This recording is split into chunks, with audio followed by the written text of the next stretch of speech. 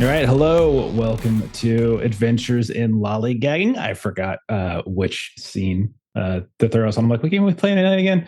So Otherscape. We're playing Otherscape, in case you were wondering. And yeah, we're continuing our down in Arizona Bay campaign.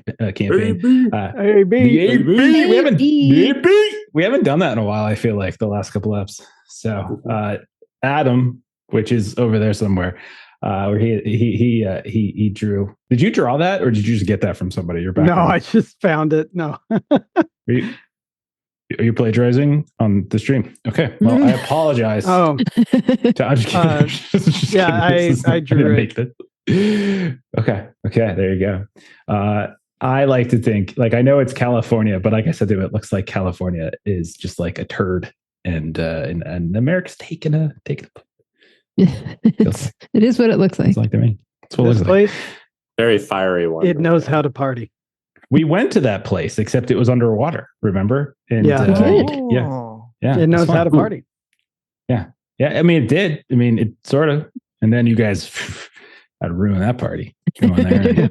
We did. Crash everything. We did Yeah. what we do. Yeah. And now you come to this unsuspecting, unassuming, fascist little neighborhood, and you're like, no, you can't do that. And that's where we're at. Follow the rules here. Yeah. Like, yeah. I'm sorry. That's just not going to be allowed. But yeah, here we are. A bunch of old thugs up to no good. Yeah. Making trouble in the neighborhood. Mm-hmm. I would Yeah, love to one see little fight. fascist Mountie Prince of Bel Air. Go ahead. Like displaced fish out of water like Mountie. Mountie. Okay. My brain is twisting around itself at the moment. Well, I'm not gonna lie. I feel like my the influences on this arc have been pretty clear. RoboCop is one. Was a main one. Judge Dredd was a big one. And then when I started like the prepping for this stuff, the new trailer for 28 years later came out. And so I got inspired. I'm like, yeah, I'm going to weave that in too. And so that's what happened. It's like a sponge. Yeah. And so there you go. That's where we're at now. And that's all right. Well, that's the end of the stream. So now that I've shown you, and it's going to happen. Bye. Yeah. Good seeing everybody. All right, let's do this. Let's just do this. Let's kill some Canadian fascists. They're not really Canadian. I don't know. Maybe they are. Let's go. So last time around, you all were assaulting or infiltrating the Stratus building. We had a group that came up from the sewer, and they got out in some kind of chemical disposal warehouse, well high up the building itself. As you climbed through the sewer, like various sewer chutes and stuff. You had to fight off some gun turrets. You commandeered a forklift. You hacked into the turrets' targeting systems. You jury-rigged one of the turrets, and you put it on the forklift. And that's you guys been riding around in that, making a shitload of noise. Ivan, you got severely injured and angry as you got exposed to something. Angry. You're very mad, very, some might say, enraged. I don't know. You burned through a door with your body. If you remember that, where you just went like fully flame on, and you just walked right through the door. Gotta do what you gotta do. You do. I mean, hey, it worked. Various workers seemed very terrified about the release of some kind of chemical substance, and so they were running away. And it looks like Ivan got exposed to it a little bit. Elsewhere, Mallory was doing his own Metal Gear Solid routine. / Lemmy Wings or something, and he was just moving around through the various vent shafts and stuff with his little sneaky malleable body. You found your way into artifact storage, which was one of your tasks that you needed to do. You managed to hack into the security system, and you stole some items. You got a couple of masks, got a couple of scrolls, and you tucked those away. And then you escaped before reinforcements came, and you actually found the sewer crew coming up, getting off a freight elevator, and all of you five have just essentially entered the executive wing or executive levels, and you did catch sight of some arrows kind of pointing the direction towards holding cells, which is where you presume you and Martel, your charge that you're supposed to extract. You think he's probably there. Meanwhile, our other solo agent, Rika, you lured Donna Lime, a woman you had met inside of the glow markets, And you and then you had like a little meet cute down in like a coffee shop. You lured into a bathroom and knocked her out and stole her pass. Then as alarms started going off in the building, as it looks like a bunch of security protocols started triggering based upon what the crew was doing, the sewer crew was doing, all this forced evacuation was kind of happening. You used it as a distraction. You got in and you drew Donna's supervisor into his room, where you knocked him out and stole his access clothes. It's very, very sort of, same song. And then you stole his access and his clothes, and then you contorted your face to look like him. And then you found a private elevator that let execs go all the way up, and that's what you did. But when you got out, you were immediately greeted by a bunch of big red security teams who were not there trying to hurt you. Instead, they were escorting you, and it was like protocol to a conference room. There were a bunch of other executives. And you were left there without any kind of issues whatsoever. It looks like your face and stuff, all that seems to be working out just fine. The executives were very excitedly watching security footage of the building, like someone might watch like a bunch of football games that went to a casino or something like that, just up on all the screens. That's basically what they were doing. And they were very excited about some sort of experimental protocol that's unfolding. And the door opened, and in walked a man wearing a red mask, this kind of creepy looking suit. Everyone started like kind of genuflecting towards him, and someone referred to him as Mr. Malric, who, as you all had learned prior to the start of this mission, is the CEO, the reclusive CEO of Ironclad Systems. So let's start with Rika for a moment. So Rika, you're in this conference room, very large, very plenty of places to sit. It's like it's very comfortable. You're being brought all sorts of different, if you want drinks or if you want refreshments of some kind, that's no problem. And you see up on the screen that there is violence going on everywhere throughout this building. You can see what looks like people who previously, maybe some of them you saw in HR elsewhere, are literally fighting in the hallways. You see like two people just bashing into someone. You see another person is trying to like break down the window of like a high level floor and throw people out of it. You can see that this is just almost every single floor, bar none, it's happening. And all around you, the executives seem very like they're like placing bets, like they're throwing credits back towards one another. They're very excited about it, but they're also like documenting what's happening. And all Malric does is just kind of stand there, and he's just sort of looking at the room, looking at the screen. You notice, Rika, that the room has gotten extremely cold since he stepped in here. Like the temperature just, and as he like reaches out and just sort of puts his hand like almost casually against one of these tables in the conference area, you can see it just sort of leaves scorch marks as he like pulls his hand back away. Is there anything Rika wants to try to do in this moment, or information she wants to get before I cut back to the other five? A couple of questions.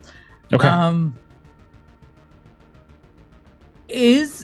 So Malric's looking around the room. Is he geared into the television and the activity happening on the screens like everybody else, or he is looking at everybody else's reaction to the TVs?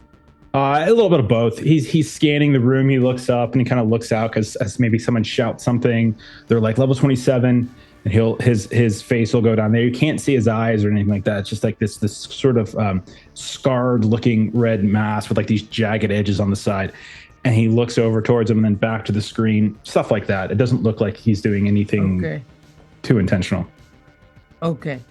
The second question I have is, when it got cold when he walked in, did the other executives react to that at all? I guess what I'm getting at is this the kind of thing that seems to happen? Or was this unusual in this moment?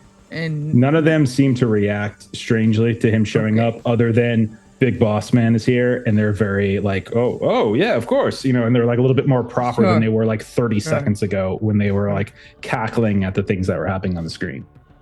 Okay. Yeah, those are the only questions I have right now. Thanks. Okay. So then as you sit and you watch, again, it does seem like your face seems to be working. No one's really bothering you. And he is watching. And I'll say one thing you do notice that like every time on the screen where like maybe a pane on like the 27th floor breaks open and you see someone just gets like thrown out the window. You just see like the mask he's wearing just kind of glow ever so slightly. As he seems to be very pleased with what's happening. We're going to cut then to the crew on the forklift. You're riding this forklift with a gun turret attached to it in the most ridiculously haphazard way possible. You just met Mallory. You're on this executive level. You know, like alarms have been blaring left and right. Like you take a look around and you can very quickly see a pathway that could lead you to the holding cells.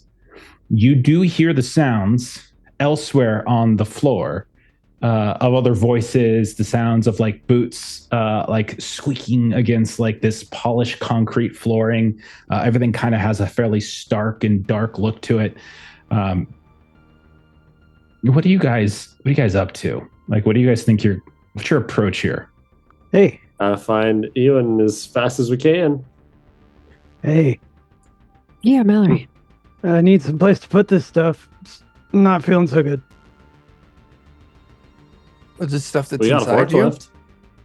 Yeah, you see like things like the like portions of me is like lumpy. If only one of us had a magic backpack. Oh, that's a If- good place. Only a Garrus. If Hey, that's only. Yeah, you mind taking it? I mean, for you, Mal, of course. Thanks, bro. And I'll like just slap everything on the ground as it comes out of me and like clangs and drips. My. And You see dropping out of him are 4 masks of various designs. You see what looks like 3 kind of scroll casings kind of deals. Like you could tell they're scrolls, basically. So there's about 8 different things. None of them are huge, but together, like they kind of take up some space. But you can start handing it back to Ariana, the image of Ariana, as she takes them and she finds space to sort of jam them down in there. It's at that point you guys hear the sounds of like voices on comms communicating to one another, and you see at the far end of this hallway that you're on, this very long, again, stark hallway, there is a tinted plate window kind of along your right hand side, and you can see like you're at kind of like a T section away. Mhm. So there's like a hall going down to your left, but straight ahead you can see coming around there is a group of 3 of these big red officers fully decked out in body armor. It's the fully reflective hat. You know, they've got that sort of kind of tan looking helmet, the red breastplate, and like the dark legs. And they turn around and they look at you and they say, and they just call out, "Hold, freeze, hold the ground." And like all of them shout like some different thing, and they raise their guns up in your direction. Who's taking the spotlight? Who wants to do something here? I want to shoot him. Well, Okay. That's a lot of them. You first. Okay. So if Clover's going to shoot, can Brana do a I'm thinking like an ancient fighting techniques maybe, to try to see if she can kind of give Clover a little bit of guidance about like kind of like best tactical approach to this. So like if there's something that he could like shoot that could injure them or kind of something along those lines, I kind of want to like help him with his like aiming or tactics or something along those lines. Okay. So you're looking to try to basically kind of get Help. you want to try to buff him somehow, right? Yeah. Is that kind of the idea? Yeah. Okay. I could do medical training and I could do ancient fighting techniques. So maybe between those 2 things, I'm kind of trying to give him some target points. Okay. Sure. Let's let's go ahead and do it. So they're very far at the end, and they kind of raise their guns. They call out for you to like to shout, and you can hear like they're on comms, and like you can tell that they're communicating not just with themselves, but probably some kind of like centralized coordination. So go ahead and make your roll. Piece together your. Can I dogpile? Okay, what were you thinking? I was gonna make Joe's bullets better with fire. Okay. So these sounds like these are two. Let's take two separate actions. One from Verana, one from Ivan, and that could then we could say tracked outcome. You could use the empower thing to like boost Clover up to make a shot here. Okay, so we'll start with Verana. Verana, go ahead and make your check. You said you're tapping into 2 tags, I think. Yep. So I rolled an 8, and so there were 2 tags that I rolled. Okay, so I'll say this. The consequence, because there's going to be a consequence because you rolled an 8, is that you see one of them is like got this, as their gun kind of turns, it sort of zooms around and there's like this little like reticule that kind of flies. And then suddenly you feel like on your person, there is like this targeting grid that suddenly appears. And so you have essentially been, marked. So give yourself marked 1. Okay. This is, if they, things could be very bad. Yeah. If this goes up any higher, but they're definitely targeting you. At least one of them is. And then you have 2 power that you can spend to buff Clover. And remember, like 1 power is for a status, a level of a status. 2 power is for a tag. So what do you want to try to do? Would a tag be, and Joe, kind of you can say kind of what would help you in this situation? Like, would a tag like well aimed, maybe? Like spending 2 for 1? Mm-hmm. Or like... Yeah.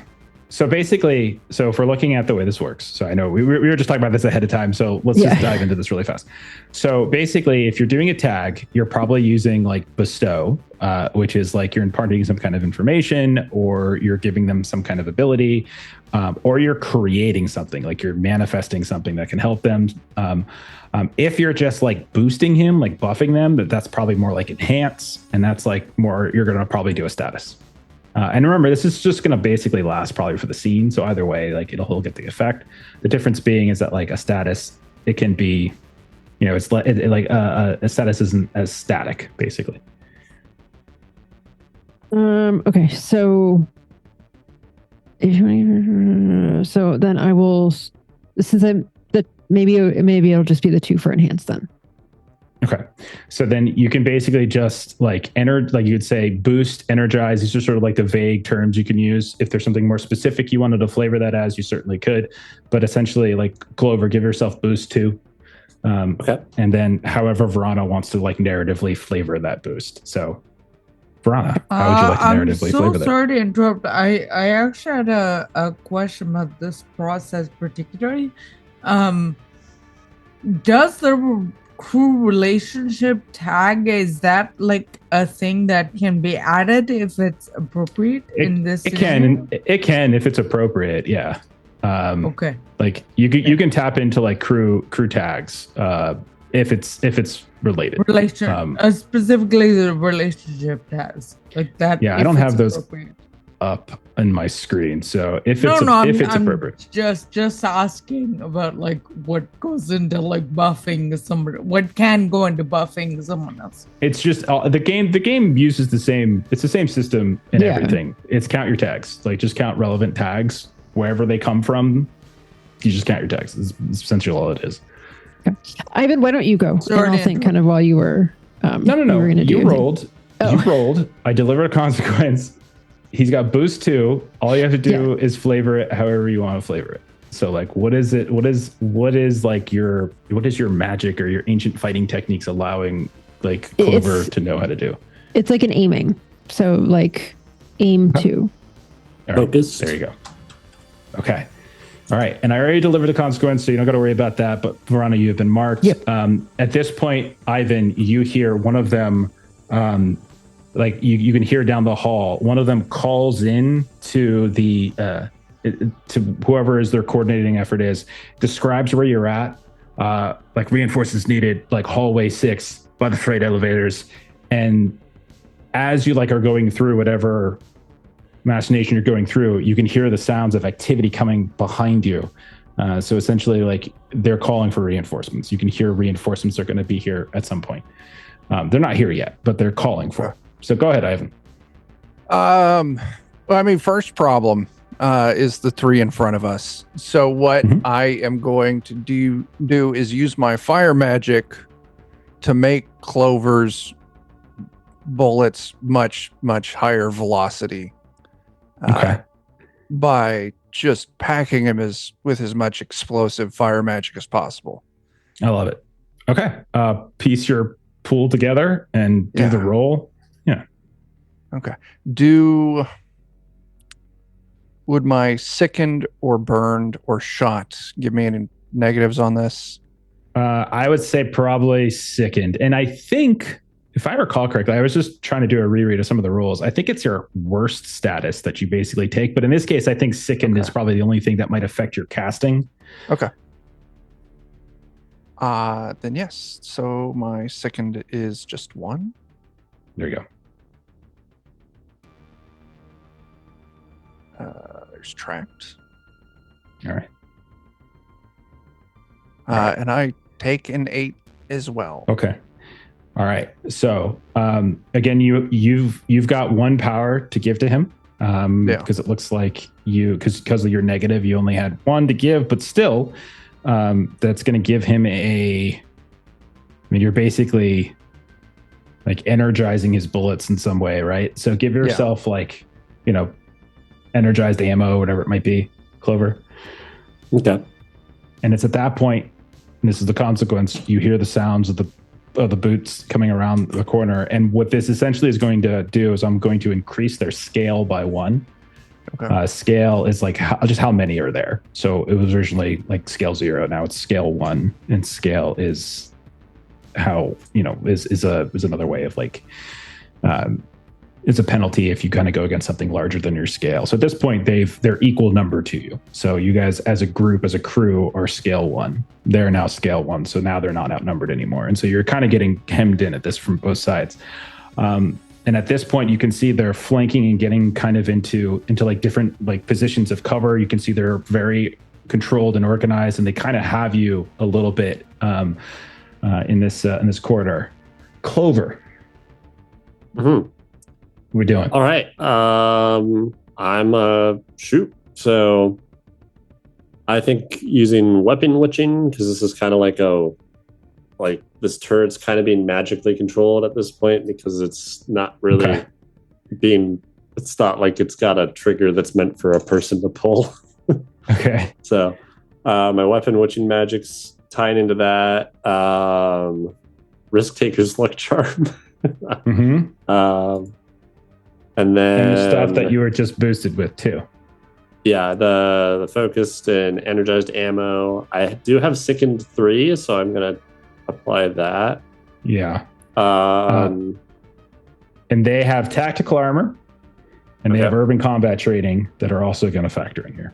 That's -2. And then can I do daring from our crew tags? Of course, this is extremely daring. Yes, very much so. I think that's a net of +1 after all that, I think. I think so too. Yeah. Yeah, I think so. I'm not sure if that's applying right. Yeah, there we go. We'll see if this rolls. So then we'll do tracked attack. Oh, that's a good roll right there. Oh, there we go. 11. That's an 11. Yeah. Nice. Okay. Sweet. Nice. All right. Nice. Okay. So it's been 2 weeks since we played, so we're using this as an opportunity to relearn some things. So this means you've got 1 power you can spend, but right now you're not taking a consequence. You can optionally take a consequence. Okay. To get 2 power to spend if you wanted to do something. Okay. It's up to you. You don't have to. Just throwing it out there. That sounds fun. I could maybe, if I took a consequence, could I up one of my statuses or something, or do you have one in particular in mind? I would certainly listen to what you have to say for sure. Like if there's something that you wanted to increase. I wasn't sure if you had one, but I was like maybe getting like irradiated up or something like that from the stuff that I messed with in the lab or something like that. Yeah, because you're like tapping into this gun that has been now boosted multiple ways, but there's still that residue from whatever was there. Sure, I'll take that. Okay. All right, let's do that then. So now you have 2 power to spend. Take another tier of that status, and then yeah. And I think can I spend this on removing buffs from them to make it easier for everyone else to do action so what you could do, you could spend that however you want. If you wanted to, like, for instance, like say that you're going to like sunder their armor, and now like you based upon the targeting that Vrana gave you and the special bullets that Ivan was able to enhance, like you just do this spread along the, like just like circular thing, and like you just hit the spaces that just kind of weaken some of their armor, or maybe whatever is normally there. Maybe there's like, it's not just the armor plating itself. Maybe they have some like level of like a shielding that kind of covers it, and you just disable it in some way. Cool. Yeah, I think I want to do that. That way our rolls will be easier. We don't have to roll as high. Okay, so you spend your 2 power, you can remove a tag from them basically. And so their tactical armor now will no longer be as effective. Obviously they're still wearing it, but it's kind of been shredded here and there. And so now there's all sorts of spots. Okay. And we already gave you your consequence. You do see that they have started to move into a position where they're trying to flank you. They've already kind of come from different directions, but they're closing in, and now you can see like they're on one side of the hall. It's a T intersection, and they're coming from different sides of that T, and they are like taking up position. So they're trying to gain better position on you right now. Okay. I got something. All right, Mallory, what do you think? All right. So the ones that are flanking us. Yeah. I'm going to like just start walking slowly towards them, and I'm going to be looking at them all side-like. And I want them. I'm essentially trying to get them to, with like Evil Eye and Curse of Clumsiness, drop their guns. Okay. I think their urban combat training will work against you. I think Stay on Mission is going to work against you. Those are 2 tags that they have. They're very highly trained and very focused on the mission. But let's give that a go. See if you can do it. Okay. I also think that misfortune is infectious, so this could end up working out for me very terribly. Okay. So I'm willing to take this -1 on this roll because I want to see what happens. Okay. All right. So, how many times have you tapped into that? not as much as I've said it, because there's been times when it's like, maybe it doesn't make sense. Like, I'm always trying to tap into weaknesses. I love it. I love it. So, I was just re-listening to the last episode, and I was like, this is amazing. Say that a I couple love of this. I rolled a 3. Oh, this no. is good. This is so good. Start walking in the direction of the ones that are coming from behind you, trying to set up this flank position. And you start trying to cast their stuff, and they don't give a shit. They just unload on you. Okay. All right. So positive tags up now I think the net was a -1. I can potentially defend as long as I don't use the same tags, right? That is correct. So you're going to be basically taking a gunshot 3 as this is like, as they're all like the 3 behind you are just like center massing right as you're trying to like use your mythos. But yes, you can, if you have any kind of protective armor or something that you think that can mitigate this, you certainly could try.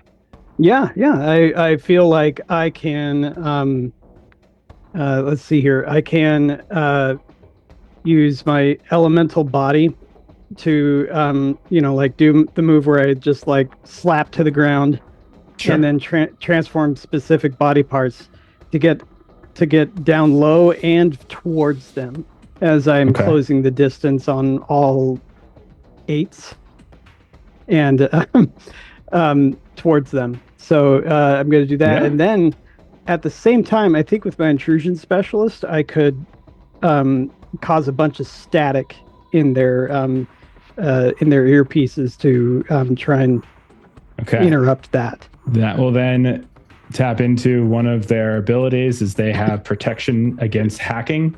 Okay. Yeah. So that would actually come into play if that's what you're trying to use. So they end up I didn't know it, nullifying so each other. let's do it.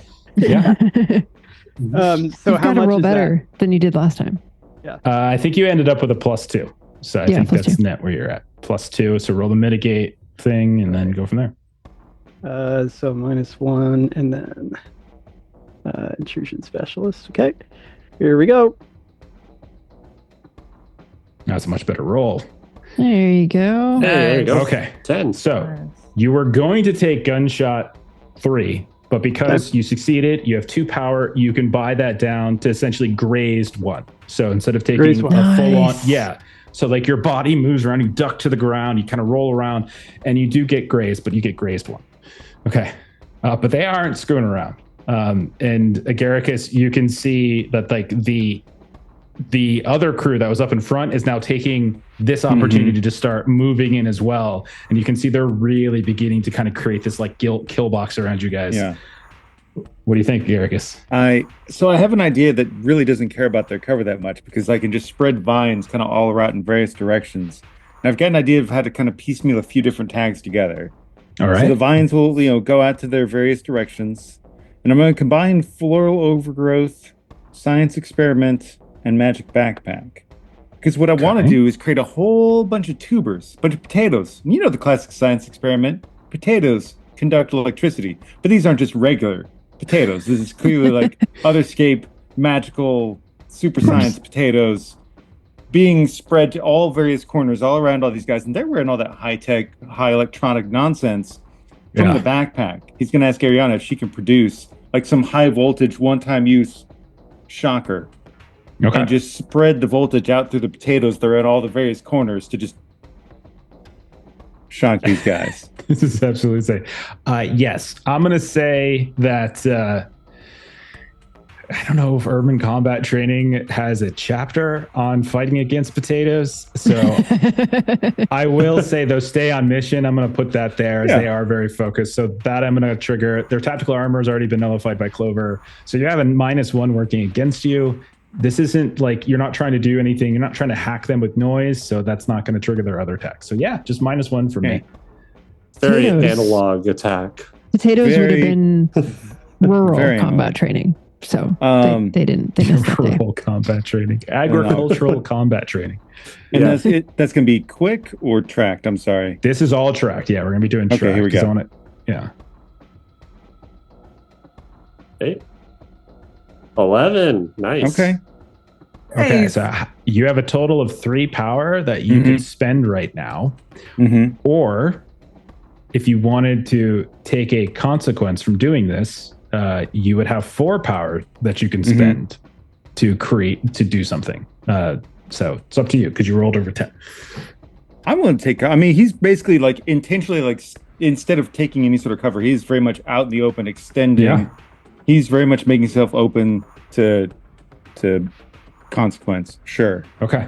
And are you just gonna like with this potato? Are you just like electrocuting them? Yeah, Is that I want kind to of the idea? electrocute the crap out of him. All right. Well, then I think this is what's gonna happen if it's okay with you. You and Ariana, and she's just like, I'm still putting these things away. Oh, damn it! And then she will go ahead and do whatever it is that you asked her to do. And Sprout, there's probably there's probably not much there's probably not like a lot of plants in the area. It's very stark, but nonetheless, there might be like some like one small little lonely like tree in a pot somewhere that's just like dark and shade, and you just manage to kind of use that and tap into it. You see one of them is like tucking down behind it, and it just creates this blanket that just starts to funnel out in all sorts of directions, and these little potatoes just start popping up in the middle of the floor, and you're out there controlling it, and it's just electrocution, and they're blowing up like electrical grenades, blowing up. So if you give them, if you're spending electrocute 4, you actually are going to subdue all of them. and that Okay. all of them just you just see the electrocution of the potato combined with like whatever happened to the armor. Like that electrocution is getting into them, and all of them and they fall to the ground one after the other. The consequences, though, one of these potatoes blows up right next to you. Okay. And I'll say you could take electrocute 2 back, since you just took out a whole hallway with them. Gotcha. You just kind of shock yourself a little bit. Is there a chance to try and mitigate? Okay. Yeah. So I've got armored skin and I'm resistant to injury. Okay. Yeah, go for it. Are you grounded as a plant? Oh. No. And Ariana officially. can watch my back if she could potentially see that coming. I say she was Maybe busy. not. She She's was busy. already busy doing stuff. Yeah. So like, that's Yeah. maybe we're stretching Can't that too pull the far. same tag for rolling mitigate to as the soak, other one. it's quick, correct? It is mitigate. There's a mitigate button. Oh, I see it now. Sorry, I'm getting used to the new thingy. Yeah. Okay. Nice. And you with your just as this potato is like stumbling towards you, getting ready to explode, you just quickly throw up the bark in front of you, and it explodes, and you feel like the bark armor in front of you begin to fracture, but you have in fact successfully mitigated that explosion. As the dust settles, you can see that there are exploded potatoes and this like splintered tree from which all of these different potatoes have sprouted. All of the big red ones are just like, you're not sure you killed all of them. Some of them might still be alive, but they are out of the fight. But they are spread about. You made a shitload of noise, guns firing, stuff happening. You know it's probably just a matter of time before anything kind of keeps going, or anyone sort of comes to investigate this. And plus, they were communicating, so it's likely that whoever is coordinating them has heard this. What do you guys do next? There's 5 of you here. Just give me a direction, and then I want to cut back to Rika. So drink lots of water when you wake up. Toward the cells. Okay. We're hightailing it Do they toward the have cells, any? right? Can I take like a headset or something off them? Do they have like earpieces? Absolutely. You can yank off one of their helmets, which it's not easy to do. You can see it's kind of singed as you pick it up, and kind of like you feel like the residue of like this little static charge come out. Mm-hmm. I'll say that the electrocution certainly has fried a lot of it, but you can hear like there's communication happening. It's probably interfered with, Awesome. but you can throw that in your inventory for now. Okay. And then you Great. guys immediately start hustling in the direction of the holding cells. Okay. Just because I must never stifle my bitterness, I kick him. Perfect. Kick one of them. Fair enough. We cut back to Rika. Rika, at a certain point, like you're watching this, there's like they're throwing out numbers, like estimates. Like you can Malric at one point moves over behind one of these executives out in front, and he was like questioning the timetable, like why was the timetable moved up? And they kind of explain that there was some kind of security violation in the in the chemical wing, and then we have intruders on. And so we saw this as an opportunity. It was just like a situational opportunity, right? And so that seems to satisfy him. But they all seem very afraid of this guy.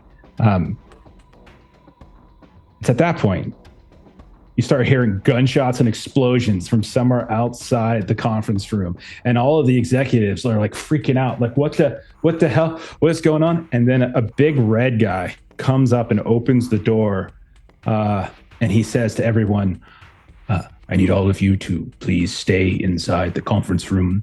There has been a breach on this level. We are taking care of it. And then like Malric looks up, his face is kind of glowing, and you see he strides towards the big red officer. And you notice, Rika, for the first time as he walks past some of the screens, he casts a weird shadow. It's not just his shadow, but you can see these other like 2 or 3 swirling shadows of like kind of on the table or on the wall. And he's like, I'll handle this myself. Keep me apprised. And then like the big red guy just gets out of the way, and Malric steps out, and then the big red guy closes the door. And everybody in the conference room, Rika, is like, oh, Like they just let out they let out like a breath, like all of them collectively. What do you want to do, Rika? What did this big-eyed guy leave, or is he still here? He's outside the door. Like you can see, he's like guarding your door. He's doing the classic, I'm outside of the thing I'm guarding with my back to it, staring away from it. Right. God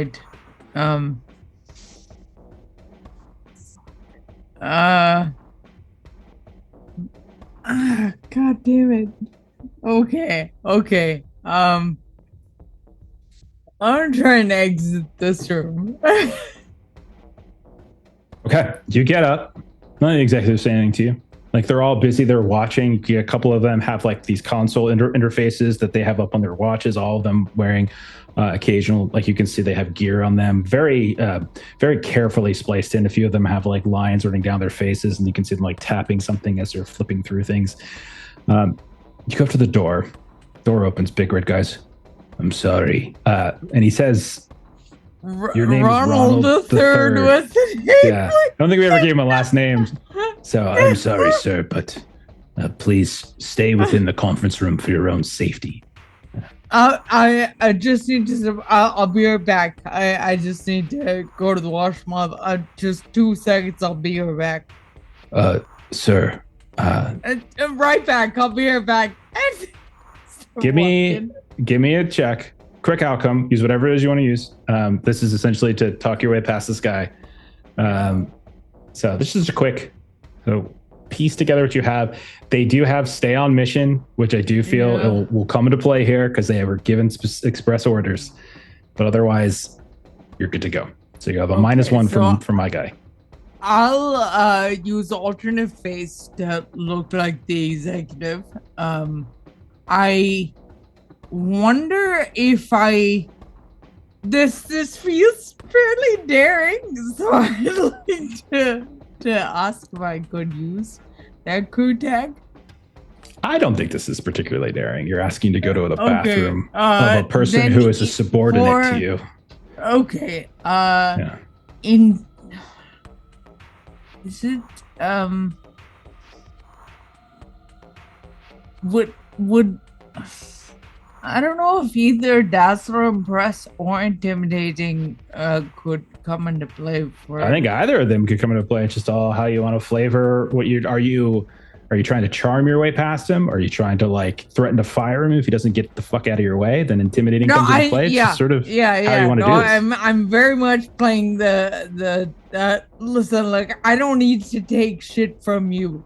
Like that approach. All right, so the intimidating, your alternate face, those both sound pretty good. They are stay on missions, that's -1. Give it a roll. So I think it's a net of +1. Okay.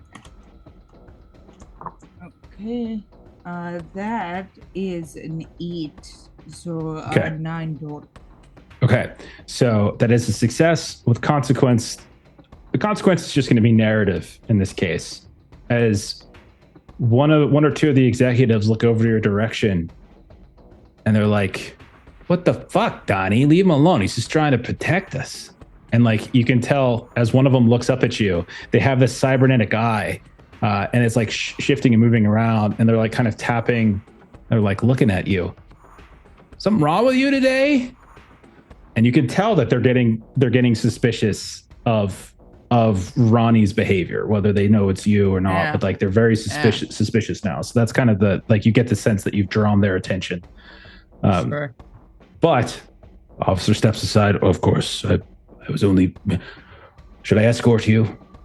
That won't be necessary. Thank you. So he steps away and you can walk into the floors. Okay. Where are you headed? Away from the elevators that I took to get here. Okay.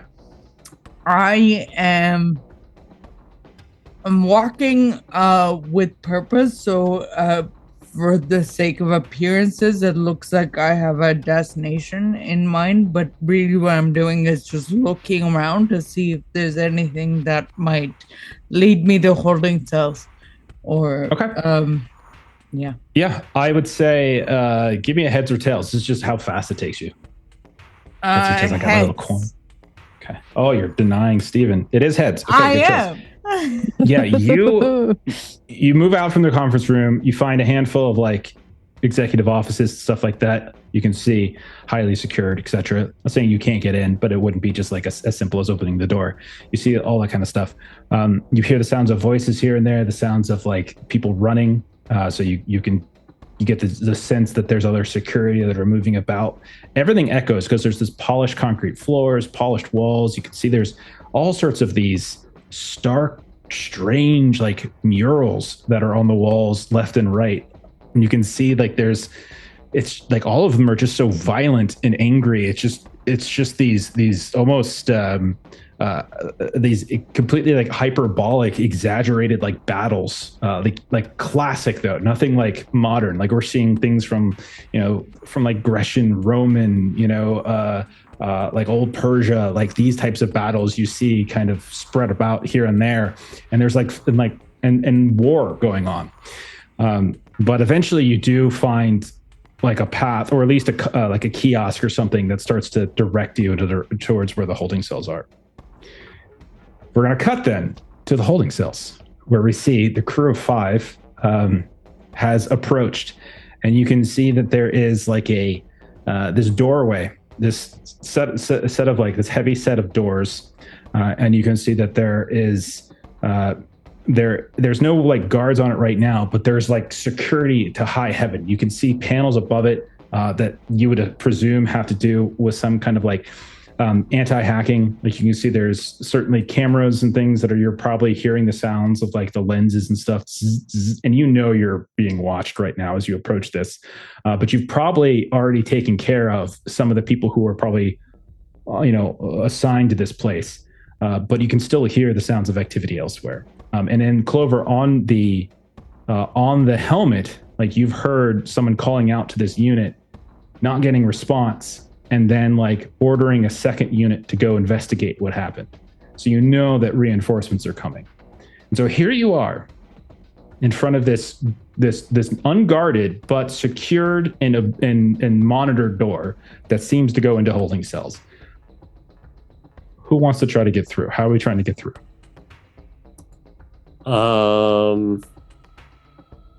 Is there anything in the helmet that's got like a key card kind of access type thing? Nothing like that. No, I'm sorry. Yeah. All right. Rana would like to try to hold these people off a little bit. So like while everyone else is kind of, I assume like Mallory may do hacking or some other things. What Rana wants to do is she wants to kind of go, in whatever direction they may be coming and try to set up some kind of a trap.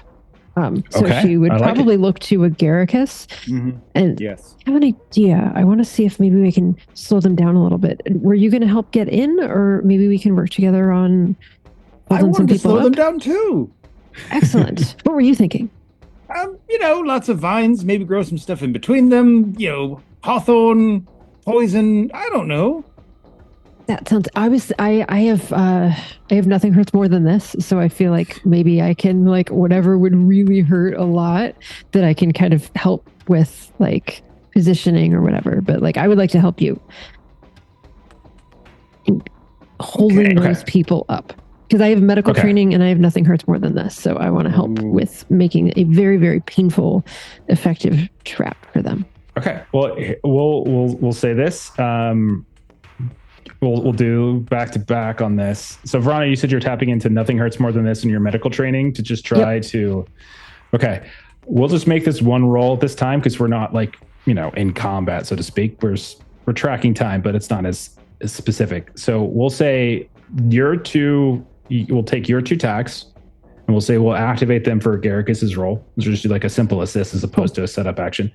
Cool. And then at Garricus, you have, starting with 2 power, to do whatever it is that you want to do with your cast. So what do you do?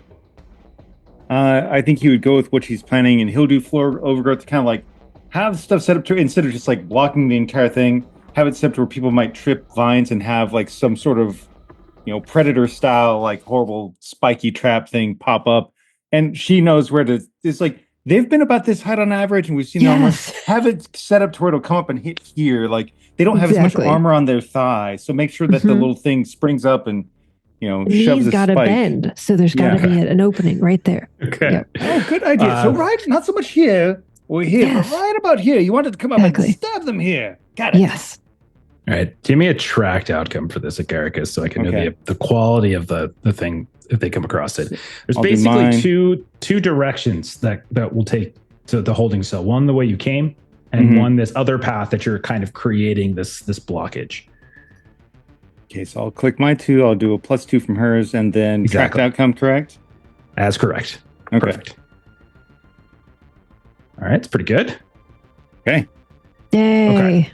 So it looks like that's an 11. So you have 4 power to spend here.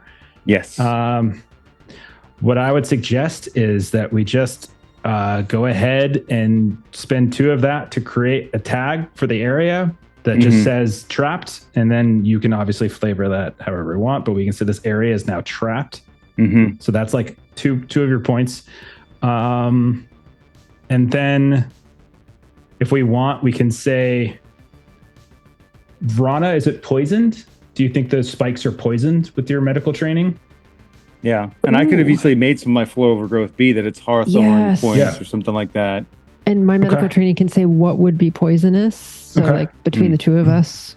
Yeah. So we'll say the tag is that it's trapped, and then we're going to say maybe like a poison 2. So essentially like a status. So anybody who goes through this is going to take poison 2, right? Unless they can mitigate. Yay. Make sense? I think it makes sense. Okay. So we see poison them. Rana and Agaricus are just standing back looking at their work, like admiring, like, good work, Agaricus. And you guys see it's a stark hallway for a little while, and then eventually at the far end you can see one of those murals I was just describing to Rika of like these kind of classic it's very like, you can definitely tell it has like there's pictures of like dunes, and there's pictures of like of like iconography that kind of harkens back to like something almost like Babylonian or something Zoroastrian. You're not really sure, but like it's kind of has that look to it. And you hear the sounds of like your growth beginning to peel out of those murals, like because like there's probably landscape in those murals, and like you're animating it, and it's now growing into and over this otherwise stark polished concrete hallway, and you just create these little pockets here and there where someone's going to run over this and it's going to pop right up and take them out. Okay. I love it. Back at the door, Mallory, Ivan, Clover. The 3 of you are here. You've been looking at it.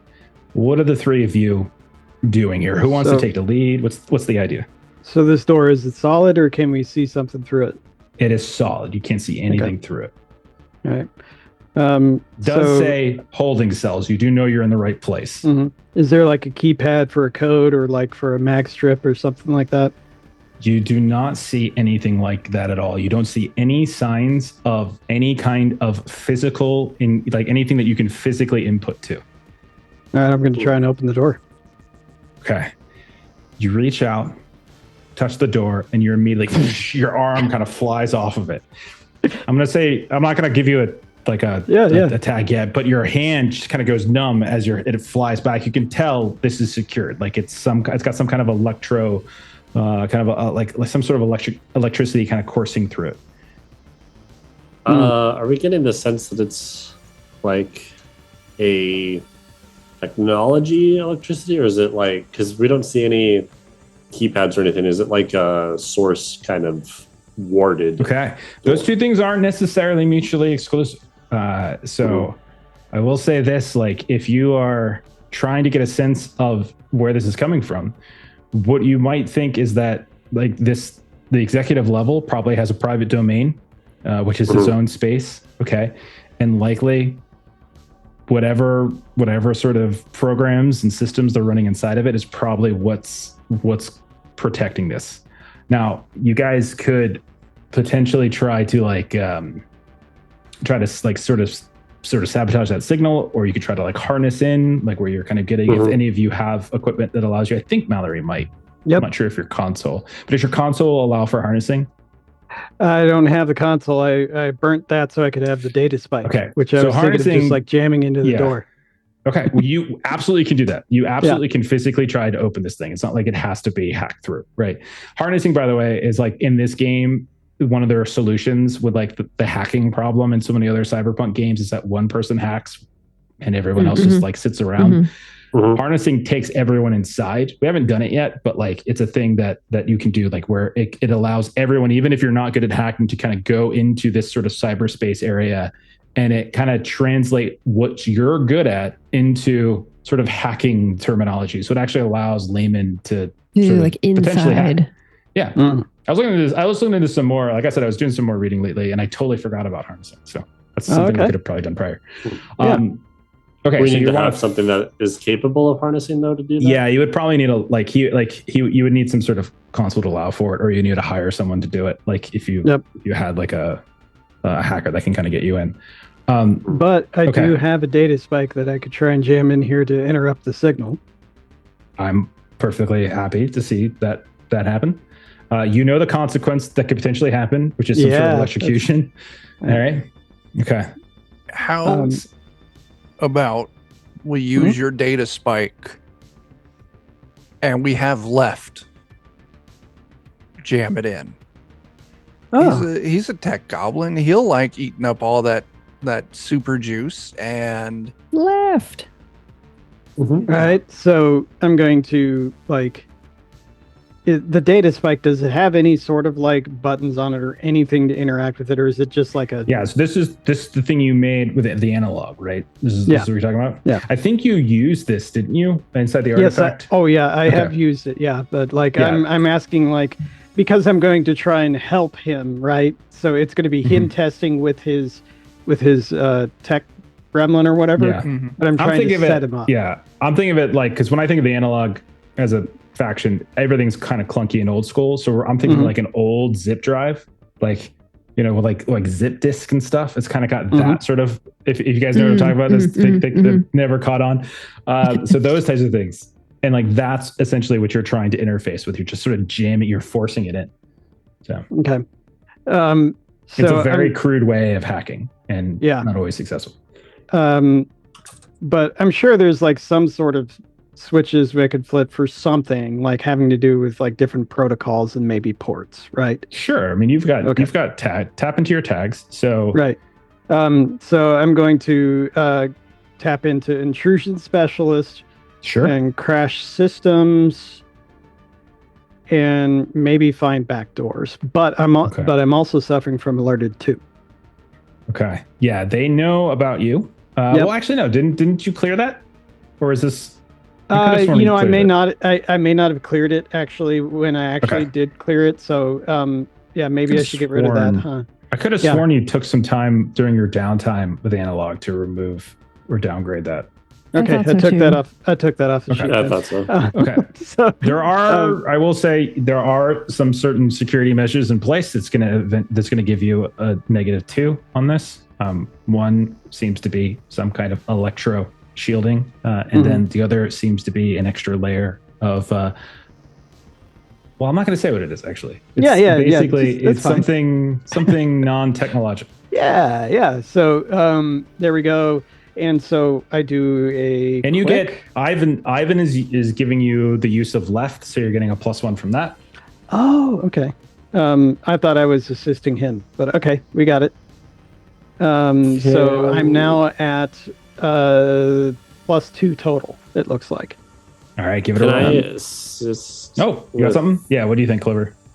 I kind of wanted to lean into similar to what I did with the water god thing, that I wanted to tap into my legend killing enchant to try and if there's some sort of weird ward thing, I want to try and punch through that. You notice as you start to focus in on that and start to tap into that, you start to see, and maybe this is something Mallory and Ivan don't see. Ivan, maybe if they took the time, but they're doing other things. Clearly, Ivan's trying to talk left into killing himself, and Mallory is sort of preparing to jam this spike into an electrified door. But you notice that there are these like series of like circles and spirals that are kind of like weaving around it in some sort of fashion. And you can see that it's something that's beyond just basic noise. This has been affected by some kind of enchantment. So this, I would definitely say, give that +1 then to Mallory from your enchant, as the three of you are coming together for this. All right. Can I do knowledge of occult on that too? Sure. All right. So that'd be +2. +2 from Joe. Quick question. From Clover. Mm-hmm. Do you think this would require concentration? Yeah, probably. Okay. You and your weaknesses, Adam. Yeah, that's how I get more stuff. Do I get to lend tags as a +2, or do I have to do a roll with them? You don't have to. We're lending tags in this one. This is because we're not. I'm trying to like differentiate between when we're in combat and doing setup actions and when we're out of combat doing like these types of solutions. So in this case, we'll see. So is this quick? No, it's gonna be tracked. Tracked. Okay. There is a limit. There is a limit you need to hit to get through the door. Okay, that's an 8. So that's a success with consequence. You did get 3 power. Thank goodness you had help. Okay. With that extra power. Yeah. So if you're trying to essentially override the protections on the door, you can spend the power towards that challenge, like what you're trying to get to. I will tell you this: that is not enough to actually open the door. But you can tell that you've managed to bypass some of the protections. You can see the like your device is beginning to kind of sort of sizzle. And as Left sort of jams this in, Ivan, here's the consequence. Ivan, burn Left as he goes right in front of you, as the electrocution comes out at him. Okay. Mallory, your data spike is now burnt as well. So that's another consequence. In Clover, you hear a voice in your head, and for a minute, maybe you think it's your Jin coming back, but it's actually a different voice, and you just hear, "How dare you, you peasant, you peon! I will crush you beneath my boot." And go ahead and give yourself like you can flavor it how you want: fear, intimidate, whatever, something like that. Okay. As you hear someone has now gained sight of you. It's at this point, as you guys are dealing with the consequences of that, you know that you've nearly opened the door, but the door security is hampered, but not wrenched through. Rika, you see suddenly vines growing out of one of these murals and down a hall, and you see these things popping up. And when you peek down it, you can see Agaricus and Verana are doing some kind of like combinational magic kind of trick down the hall. Verana and Agaricus, you see an executive, male executive in a suit who just saw you. What happens? Put my hands up. It's me. It's Rika. It's Rika. And Verana sort of looks at Agaricus. I remember I asked if you had an arcane tome in your pocket. Since you brought up relationship tags earlier, I am indebted to you, so I think I owe you money. So I'll say, like, how much do I owe you? Well, I've told you a bunch of times you don't need to pay me back, but how much do I owe you? X credits. Yes, that is X credits. Insert. We don't use numbers anymore. Yeah, we just use letters. You said why? You got a very painful spike in your knee. So, Okay. So do you all trust this individual as being Rika? Verana would. Okay. I would, like, there's a specific number that we go back and forth about, like, how much I owe her, and she keeps saying that I don't owe her. So, like, if Verana would feel okay with this. And so Verana would look at Agaricus. I think it's her. She can do the face thing now. That's right. Fair enough. just fair warning, we will shock you to bits if you're not who you say you are. Nothing personal. It's been a long day. Entirely fair. Okay. So when you step, you're going to want to step here, and then you're going to want to step here. Otherwise, your Do you day's know how going to get a do whole like lot a box worse. dance? I actually did lay out the vines to where, like, if you know how to do the right dance, you'll be fine. Oh yes, I'm actually really Cha-cha. good box dancers. So I will make my way to them with a Okay. pirouette here and Right a out. leap there. Just as you start to pirouette, as you spin around, you see down this long hall that you just came down in the direction of where the conference hall is. You hear first a, and then you see coming around the corner and beginning to walk down this. Again, these ceilings are quite high. Like the executive level is, it's like this is for giants, basically. You see a massive mechanized walker drone that seems to have on one side this enormous Gatling gun, and on this other side what looks like a rocket launcher, maybe? I don't know. It's something, and it's but it looks like the size of a house, and it's beginning to move in your direction. You hear it kind of call out, "Halt, citizen, halt," and then you pirouette before it's able to finish its sentence. Okay. And this is the second time you've seen this Reika, except this time, the first time you saw it, it was just sort of inert and not moving, and now it's actually coming in your direction. Okay. All of you, get back. Sorry, Derek, as I keep cutting you off. What are you going to say? No, that was just my overall response to that.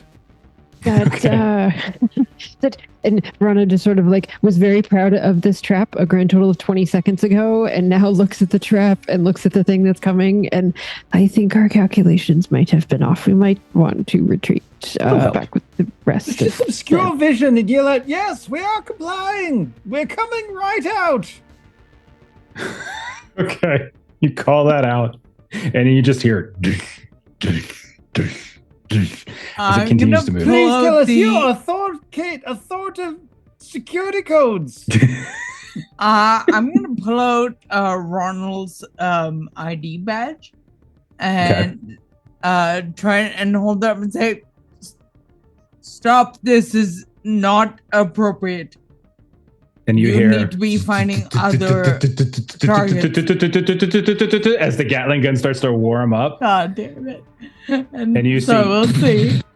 And it just lights up the entire hallway and just eventually starts to get back in your direction. It's far enough away that you're not going to get attacked by it, but you can tell it doesn't give a shit that you're Ronald. No. Okay.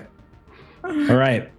Meanwhile, back at the door, bits of left are on the ground.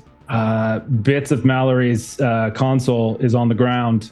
Clover, you're hearing voices in your head of someone who really does not like the fact that you just screwed around with their protections. But the door looks pretty mangled, pretty like you could definitely tell you shorted it a bit. It hasn't fully opened, but you've certainly weakened it. Someone want to take a chance to sort of knock it down or kind of go back in once more? What do you think?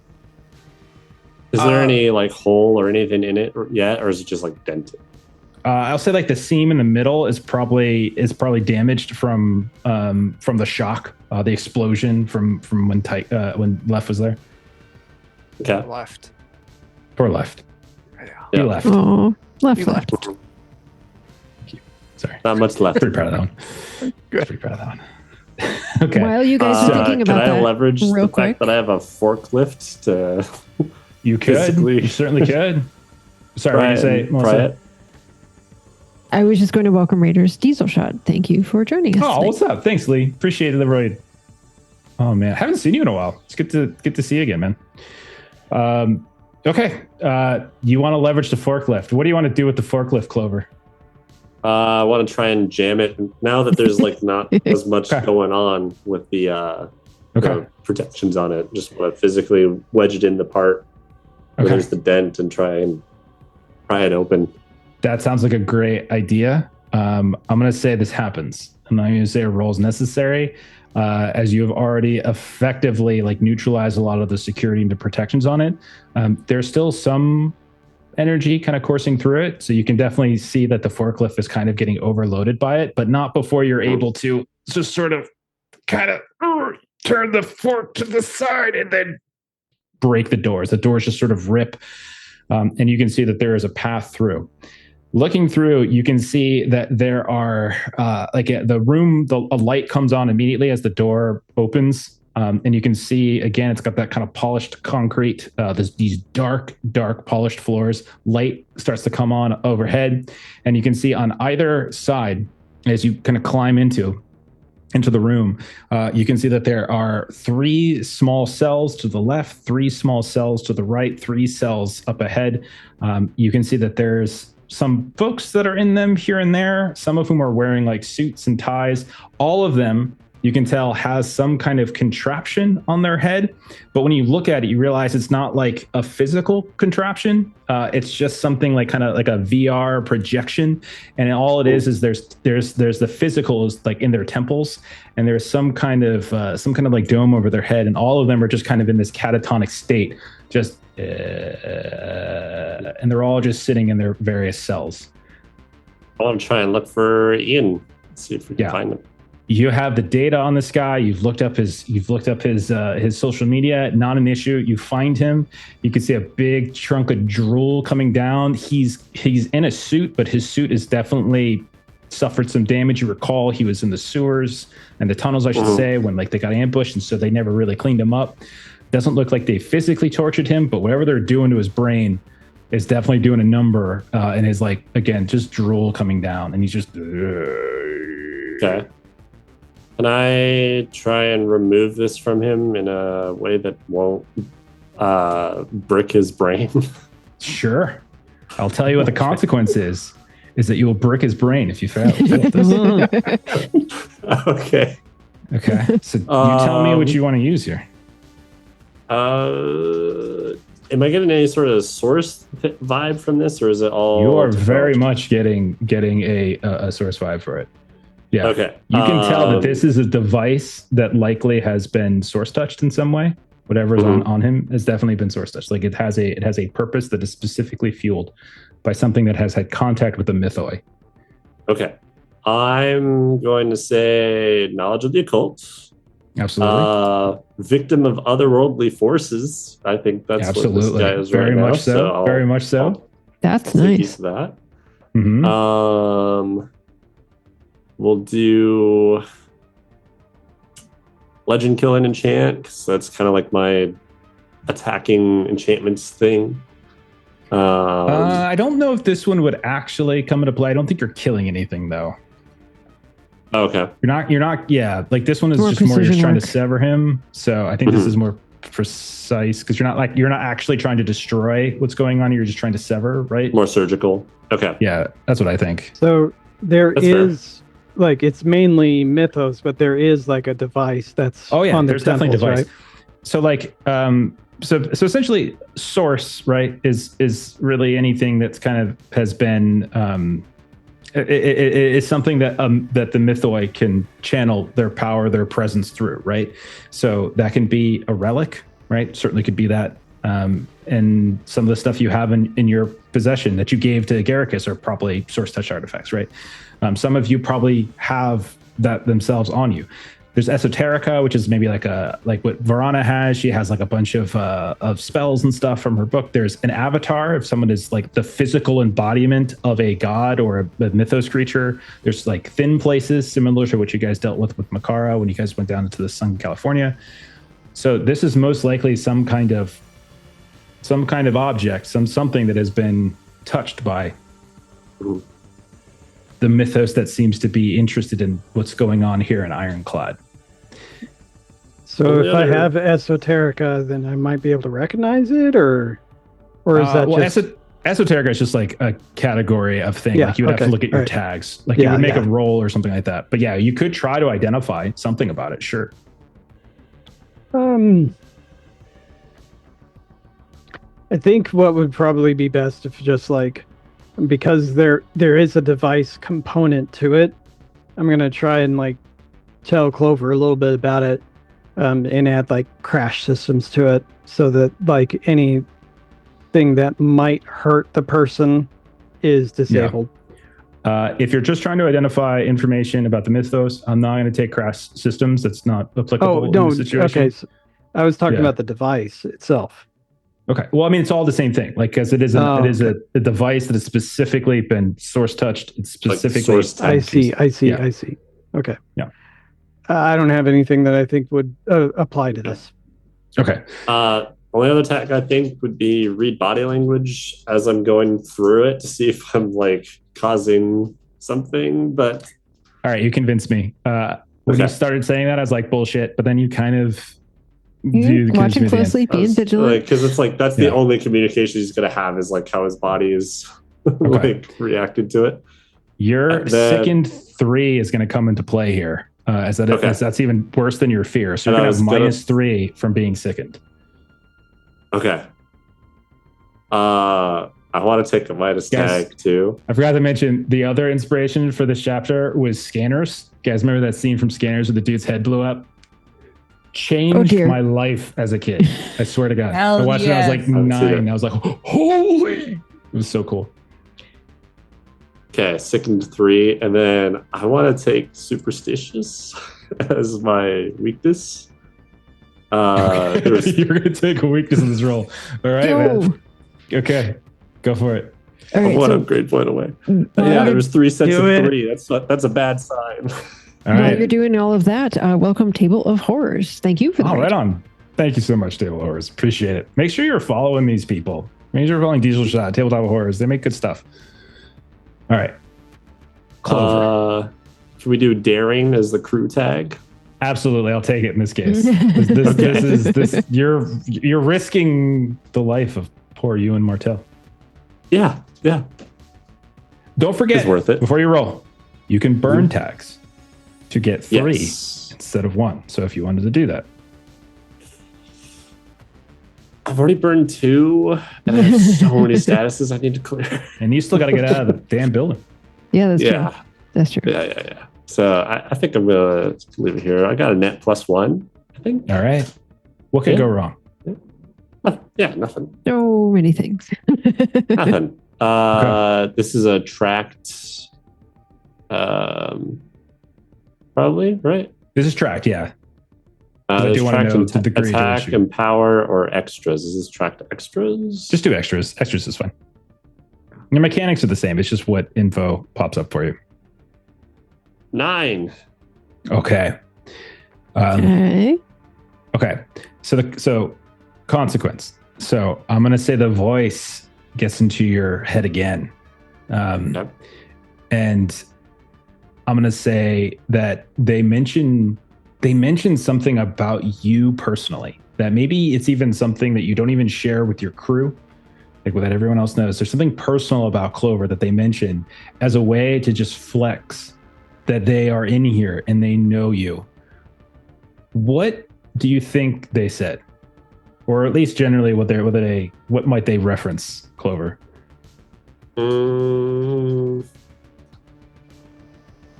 Feel like they would say, gosh, I have it written down. I feel like they would say the name of the djinn that cursed me, because I haven't told anyone that.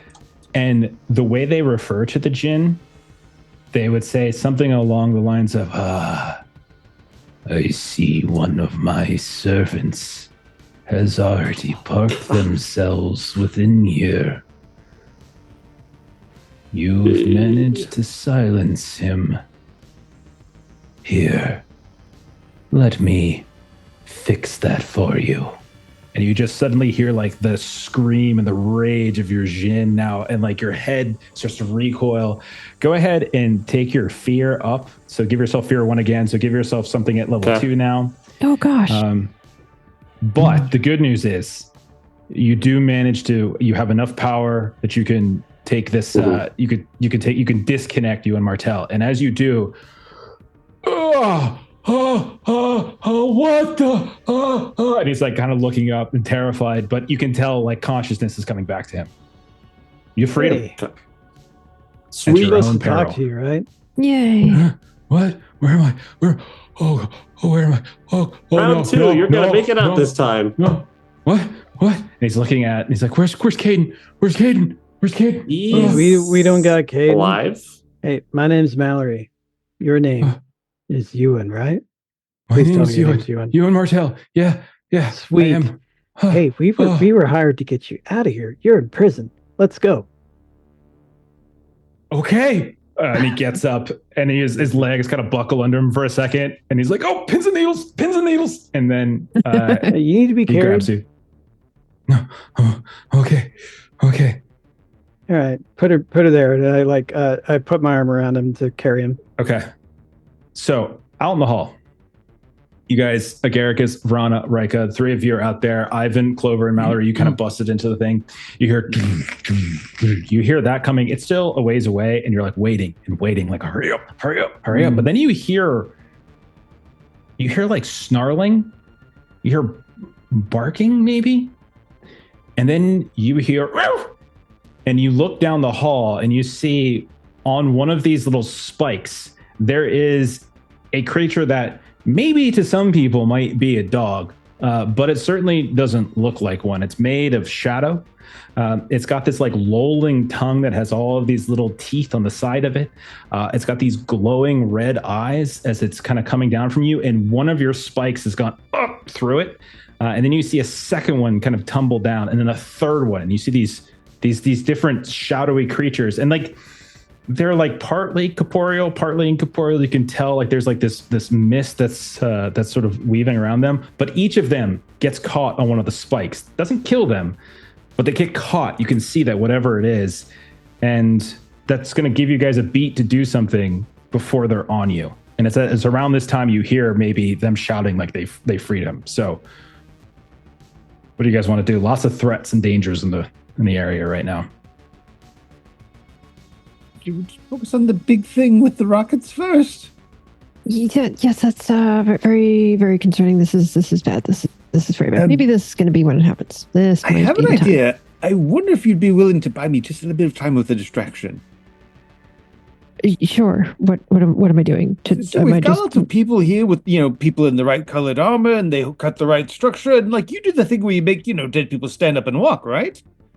Yes, I can do that. What if they were marching in order, like everything's all fine, but sneakily I have some vines sneak in, go inside the little rocket launcher there, plug it up, and then I'll create an armored visage of somebody who looks like he needs to be shot with a rocket because he's armored, right? But then the rocket launcher will be plugged, and it will explode in his own hand whenever he tries to shoot it. That sounds much better than that rocket going right through my body. Actually, that would be lovely. I like it better when he shoots himself with a rocket than us. That as well. So Jeff, quick question. With everything that Agaricus had done before with the potatoes and all of that, were they deceased? Were there some of them that are now Some of them probably were dead. Some of them were probably dead. Yeah. Okay, perfect. That was the requirement to this recipe. Okay. So we'll say you guys quickly hustle back to where the big red bodies are. You hear, and you just kick that one. This one isn't making any sound, so you drag them back. All the while, like you can hear the snarling of whatever these creatures are that are at this point now freeing themselves. I'm going to say them getting caught in the trap is going to allow you to go and get the bodies. And you're still here in the distance. You can't see it, but you can hear it because it's kind of around the corner. You can hear that big thing still kind of closing in. And you have these bodies in front of you. So what is it you're doing with them? You're animating them and sending them out? Vrana is using corpse animation. Okay. And basically trying to kind of set them up as meat shields. So slightly distraction because they're guards. And so that might kind of throw them off briefly. But then also that they'll kind of block some of the damage that would be coming towards Agaricus, Rika, and I. Absolutely. So was Rika helping with this, like to drag the bodies? And if there is an extra gun kicking around, I would love to grab one. There is. Take Good it. call. Yes. Good call. Okay, thank you. Absolutely. You can have... I've been unarmed for 3 sessions. You don't even know what to do with your hands. I'm not sure if you burned this, but give yourself 2 guns at once back if you want. I did you burn that one? I so burned that unburn it. and You have Sweet. 2 guns in your hand you have 2 guns now that you managed to grab from that. You kind 2 of dead bodies. Okay. yes.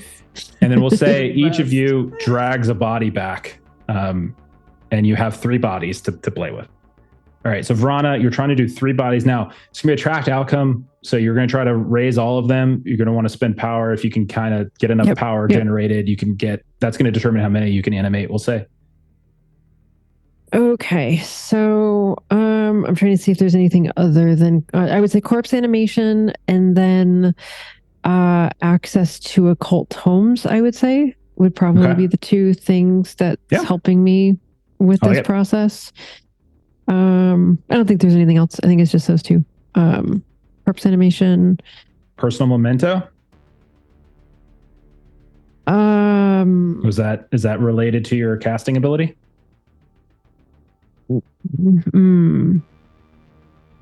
That I don't have on me. That wasn't part of my loadout for this one. Okay. Okay. Access to occult command tomes. undead servitors might. So corpse animation and command undead servitors. Mm-hmm. And then it may be forbidden tomes. cult. Or forbidden cult is probably the one that. So yeah, that's all. I think that's all fair. Do you have any negatives? That's all fair. It's your choice if you want. Oh, you mean like if they have any negative text? No, nothing like this. Yeah. Nothing like this. Okay. If you wanted to tap into your weaknesses, lengthy ritual could be. It means maybe you don't get it up quite fast enough. Do it. Okay. Come on, do it. You get to tag. You get to tag a thing. Peer on this pressure. attacker. There you go. I'll throw this out because chat asked, can I, and I'm totally okay if you say no, can I imbue the animated undead servitors with ancient fighting techniques? Sure. Sure. Okay. Yeah. Sure. Hell Yeah. yes. Absolutely. I love it. Okay. You're rolling with a net of +3. If you succeed, you'll be able to animate all 3 of Holy them. shit! I rolled 2 6s. Holy crap! That's phenomenal. That's Okay. just These things immediately Holy shit. come up to attention, and then they stand up, and you can see they turn towards you, and they say something Canadian, and then they're like they want your what? for those like, about what to are die, your we orders? salute you, eh? Oh, hey, what's going on, eh? Give me all What's of the your maple soda? syrup. We're so mean. We're so mean to where we're all going to end up living. Oh, Somebody goodness. asked for help. You help them. Yeah. Oh, Oh. what's that smell? Y'all smell bacon? Oh, sure hope it's Canadian. Oh, he sniffs himself. Okay.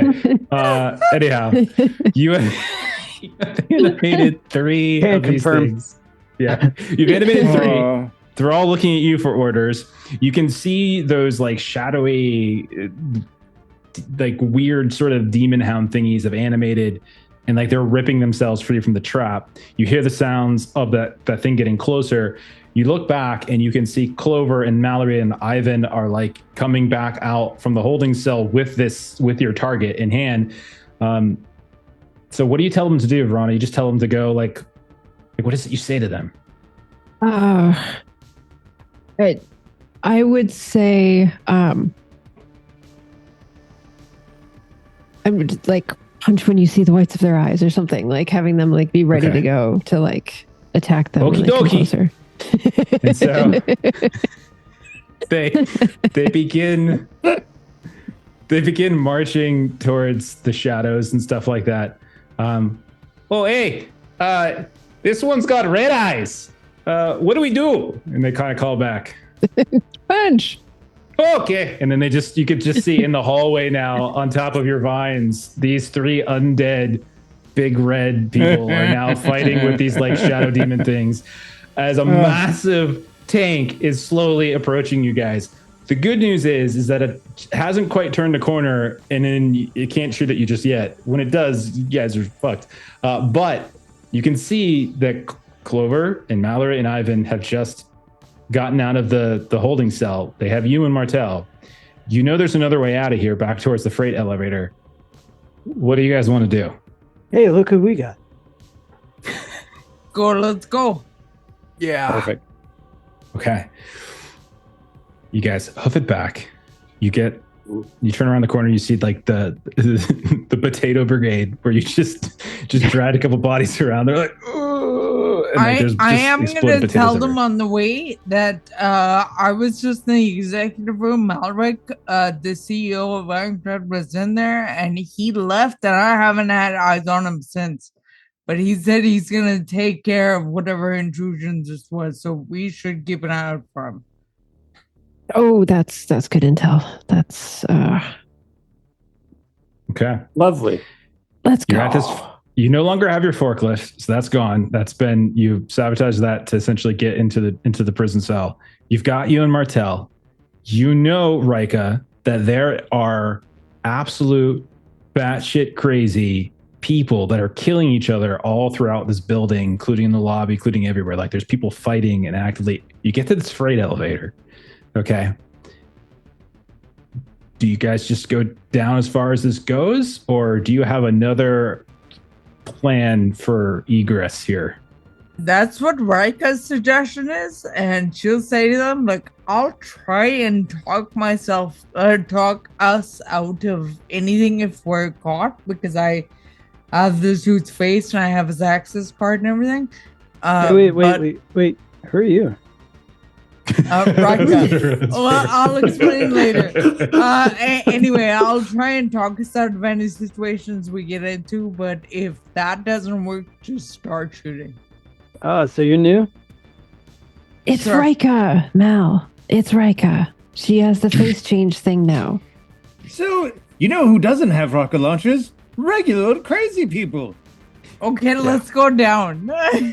Okay. You guys pile into this freight elevator. Mm-hmm. This is You the guys pile into this forklift. freight elevator. You don't have the forklift anymore. Forklift you had to like essentially use to jam the doors open back by the holding cell. So you don't have the forklift anymore, but the rest of you are here. You hear the sounds of like howls barking. Clover, you hear the voice in your head, and it's just like, don't worry. I can find you wherever you go. As ding, ding, ding, ding, ding, ding, ding, ding, and starts getting faster and faster. And then finally, ding, the elevator door opens up. This freight elevator door, you're in this long hall. This is not the same elevator that Rika and Mallory had gone up before. This is like sort of a little bit around the corner. But you hear the sounds of gunfire. You hear the sounds of screaming. You see blood on the ground. You hear all sorts of chaos going on outside. When you peek down the hall to where like the lobby would be, you just see that there are literally people fighting. You see people that are dressed in like the kind of caterer's clothes from the noodle shop that's in the base of the lobby. You see big red officers, not your riot officers, but you can see just some regular officer people. You can see what looks like folks from somewhere up in Ironclad that are just draped in like their normal go to work clothes, right? And they're all kind of scraping each other's eye out. Someone is like literally climbing on top of one of the metal detectors, and it just leaps into the crowd and slams down on top of them. And it's just this massive melee of people. So how do you want to traverse this? I have Sergeant Elwood's face. We've left Ironclad. We're in like big red territory now. I would say Rika is probably intelligent enough to know that that's not going to help in this situation. Is there is a horde of people of all types that are literally going crazy and just ripping through each other. So like it doesn't seem like order is maintained here. So like Elwyn's face would only probably help you if there was order that was maintained, and order has been lost because of the release of a certain chemical. I've got an idea for reducing the amount of crazy in our immediate vicinity. Right. Ivan, did you have something before? No. Yeah, I was gonna just ask if any of you can navigate not through sight, because then I can just use fire magic to just make a poop load of smoke and just fill everything up with smoke, hopefully giving us some cover so we can sneak out. I have sense life force. I mean, that could help. Which, I mean, I'd probably just be overloaded by all of the people here, but maybe I could feel around with a lot of vines. I mean, yeah. Does this helmet have night vision that I put on? You put it on, and it's busted. Don't forget, like it's got like creases and stuff in it, so like you can kind of see the light through it. So yeah. I think, Ivan, in answer to your question, I think we've got a few options of being able to see without our. So guys, remember how like skill challenges and stuff work, right? That's kind of what this effectively is. It's got a limit, just like anything else. Like you're traversing through this rage-filled mob, right? And so just like anything else, there's going to be some consequences. Don't think of it like individual like people that you're fighting against. It's just this massive mob, right? And so we've talked how there's different limits. One of the limits is traverse, and so there's a score to it, and it's just like, can you guys hit that limit? Is essentially where we're at. So doors open. You see the craziness down there. Rika, you see some of these like big red guys that are just getting torn to shreds by like regular human resources people and other like tech people who are wearing like janitorial uniforms and catering uniforms and such like that. It's just an absolute mob. Who wants to take the lead? Who wants to take the first crack at this? Oh, I feel like Ivan's got dibs. That's a good idea. Go ahead, Ivan. All right, Ivan. So my pool is going to be pyromancer for producing the smoke, and then evade surveillance. Maybe the surveillance word is a little bit of a stretch, but evading people with the smoke. I think that's totally fair. No, absolutely. Okay. Anything else? I don't. All of my other pyromancer things are dipping into the destructive territory, and that's not what I'm going for. Did you want to share the luck? Optionally trigger one of your weaknesses, like accidental destruction, or? Yes. Okay. Yes, I do. Okay. All right. I'll lend share the luck. Okay. All right. That's So fine. I'll say that's cool. But then when we go, whoever takes up next, it'll probably be somebody else. So like, so we have everyone's doing something. Yeah. Okay. All right, Ivan, give me that roll. All right. And I'm going to throw my second on that. Yeah, that's fair. Thank you for remembering. Okay. Oh, let's do this. Does your demonic pendant, is that like a thing that helps you with your casting? It is. I forgot all about that. That can also help. Let's not have too many helps. I think one helps fine. That we're back into like a track situation. I think Clover, is giving him the luck. Let's go with that, because he's probably unless he rolls like ridiculously well and takes a consequence, he's not going to be able to do it all in one go anyway. So it's probably going to take like 2 or 3 actions. Go ahead, Ivan. All right. Yeah. Take a 9. Okay. Nice. All right. So the consequence, I think, is pretty clear. Accidental destruction is what you use just a little too much fire. And while you've created a ton of smoke, you've created some fire, and you've set some things on fire in here. So essentially what's going to happen is this is more of a narrative consequence that if it takes you guys too long to get out of here, you're going to start getting burned is sort of where we're at. So as there's time, as smoke starts to generate, you kind of just let go, or maybe the demonic pendant just kind of pushes you a little bit too far. You tap into like your elements a little bit further, but the area begins, you start to hear sounds of alarms trigger as the smoke and fire suppressants come down, but it just can't keep up with the power that Ivan is generating at this point.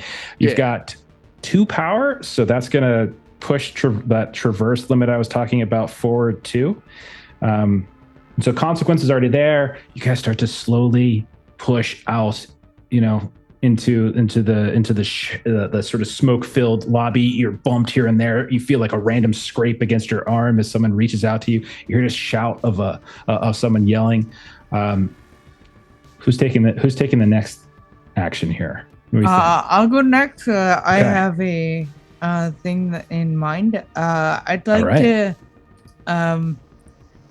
I don't cool it that anymore, but I'd like to kind of just like use all my Ogs and everything to like use the protective armor on my exoskeleton suit to kind of muscle my way through this part and have these guys basically just follow right behind me. I love it. You're like a lead blocker. Yeah, pretty much. Yeah. Pretty much. So I was hoping for exoskeleton suit and protective armor and tough as nails. Absolutely. I think that sounds perfect. I can definitely help with this. All right. And I'll say we'll take one assist. Sorry, go ahead. I was going to say Mallory can assist what we're going to do, Adam. Yeah. With them standing in the way and with her trying to barge through, I would like to give them a little bit of curse of clumsiness so that they do fall over. I like it. Okay, so you're making it easier for her to knock them over. Okay, Mhm. I like it. Okay, so I would also like to take a weakness for underestimate threats because Yes. I Ooh. for sure think there's some hubris in this. That fits. See, I weakness. think that fits Good. here. Yeah, Yeah. Makes Okay. consequences occur. Yeah. I like it. So that's a 3. It sounds like Net? 3. Yeah, I think so because you had 4 of your own minus. Or excuse me, you had 3 of your own -1 +1 from Mallory. Yeah. Okay. So that is a 10 on my dice with 3 is 13. Okay. So that's a full success, which means you have 3 power to spend. I could work with these dice for a call with Cthulhu, man. Mhm. Well, those are D6s. If you're rolling D100s in this Okay. game, you're pulling an Ashley. She's not watching this. She's gonna be mad if I say that. Remember that time she did that? Oh, that rolling- was great. She's rolling like D100s and a That was so D28. Oh, it was delightful. Okay. Okay. So that is you managed to push you. Like you just knock people left and right. They're falling down, and you hear the scream of somebody who's like your boot from your exoskeleton suit comes down and crunches on an ankle. But like they sound less human and they sound more feral in some ways. You at one point as you're pushing forward, Rika, you burst, you go through some kind of, you think it's a doorway for a second. You can't really tell. You're just sort of moving, and then alarms start to trigger. You realize you're pushing through that metal detector area that you and Mallory had to bypass. But everything's so filled with smoke. You don't necessarily know where your guns are being held currently. You guys are very close to getting outside of the building. You're like right on the edge of it. Who would like to try to push through for this one last little leg? I've got, so we're like, is part of the concern still just all the crazies coming up on us? You guys are getting bumped and you guys are getting tossed and turned, but you're able to like kind of stiff arm them off, or you're able to kind of like push them back down, or they get distracted by something else. No one can see anything because everything's filled with smoke, right? So it's like once you push them away, they get consumed with something else. This is literally like the rage virus. Like that's kind of what's happening here. Like they're just whatever they see, they go to. They don't seem to get too concerned with you. I mean, I'd love to do a combination of like having plants like pop out the equivalent of spores that are like opioids. Okay. And combine that with doing my psychic blast and the release the rage tag. Okay. To basically just create this field of all around us. Like this, there's opioids and a psychic blast saying, chill the fuck out. Okay. Okay. You just make an aura of chill. The rage. Okay. Yeah. Okay. Gotcha. Well, I just hotbox everybody really fast. Okay. Pretty much. That's very much. It's Canadian. It's kind of what you're doing. This is very much what the characters is doing. Verona, you haven't pitched in yet. Do you think there's something you can do to help Agaricus with this, maybe? I could. Unless he rolls really bad, you guys will probably be able to push out from this. This would be really stretching it, but I have like medical training and self-healing, so almost from like a self-help kind of a like spin on it. Maybe you understand the right sort of medication is tossed in the air. That, like you know Dosage. the opioid or like whatever. Is like opioid better, or is it better for me to just do a hallucinogenic? Yeah. What is like your medical basically opinion? The So other that can be side of the poison plants up top, like do we same- microdose, or do we just? So we're basically making like a CBD and like Or should I distributed, like alternate? aerosol Should I form. do opioid and just... So that's how I would help. Absolutely. I think it's fine. Okay. And plus, you all have the two of you have already teamed up with sort of like medical nature kind of comboing. So there is like this like sort of holistic style of medicine crossover between the two of you. Go ahead, Agaricus. You take your +1 from Brana's help. Okay. And give yourself a roll. All right. Okay. You Nice. You So, rolled 12? Good Reich gosh. is knocking It's been people a over lucky left and session right. for me. Yeah. Nice. This is enough. If you want to put that bit of power towards the traverse, I would say you can easily at this point.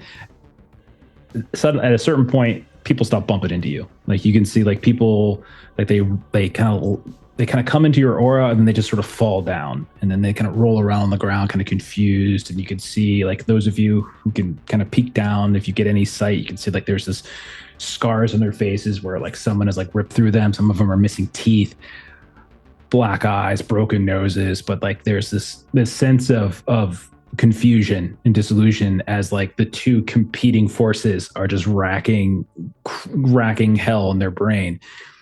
But that's about that point, Rika, as you're finally able to get some freedom of movement, that you feel the doors and like they're busted. You can tell, like you almost like if you didn't have your suit on, you might have cut yourself. As you can see, everything's been shattered. You start to hear the crunching of glass, and then the smoke begins to fade. Not that it's not there anymore, but you emerge from it. And you look around and you can see on the streets out in front of the Stratus building, there are the chaos that was happening inside the building has spilled out here. You can see that there are like news vans that have been overturned. You can see that there are all sorts of drones that have crashed down from the sky. You can see that there are people fighting. It's not as condensed, so there's definitely easier space to move. But you can see that it has spilled out into the streets of the Stratus building. It's then as you hear like like something crash above you, maybe you get hit by some falling glass, and you see like bursting out of a window and possibly high up, there is this massive drone of some kind that just, and you see that thing that was chasing you, that giant autonomous drone of some kind has bursted out and has like some kind of jetpack capability and is slowly descending. It's going to be a while before it gets here. Do you guys just book it? You can. I think so. Yes. Yeah. Okay.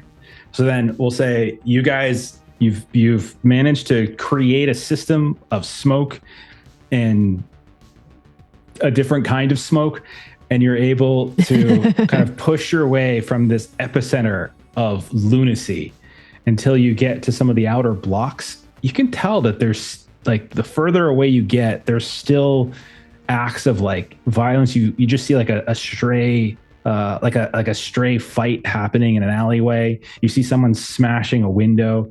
Like it's not as violent and feral and as you've seen before, but you can definitely see it spilling out. You pass by the glow market, you can see like some of the stalls and the tents have kind of collapsed here and there. Fighting has kind of started to unleash, and you can tell like this whole neighborhood is just kind of going to shit. You see like kind of piling up debris everywhere. Do you guys just do we want to say that, are you going to return and pay off the debts that you owe? Yeah. Yeah. I think so. Everyone else is okay with it. Yeah. Mm-hmm. Okay. Yeah. So what I'll say then is you guys have fled any immediate threats. There are smaller threats here and there, but nothing the six of you can't handle. As you see these scattered people, it definitely seems that everyone is kind of flooded towards the Stratus building as this epicenter.